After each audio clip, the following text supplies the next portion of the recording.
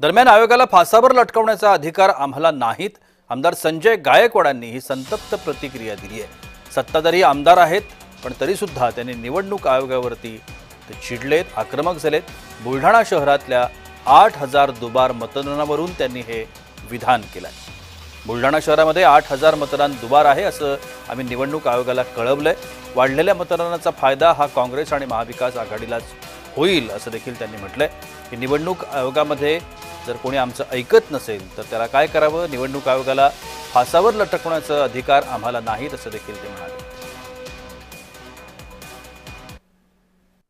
माझ्या हातामध्ये 8000 नावाची डबल आहेत याचं हे आहे आणि ही नावं डबल एकेकाची। याचा यादी भाग क्रमांक वेगळा आहे आणि याचे कोणाचा हा 521 नंबर आहे आणि 5275 पण याचंच नाव आहे। असे हे 8000 नावं एकट्याच शहरात दिलीत मी। आता त्यांनी काढावले पाहिजे, नाहीतर ही नावांनी जर दोन ठिकाणी मतदान केलं तर जो जिंकणारा मतदार आहे तो विचार काम करून देखील त्याला पराभव पत्करावा लागतो।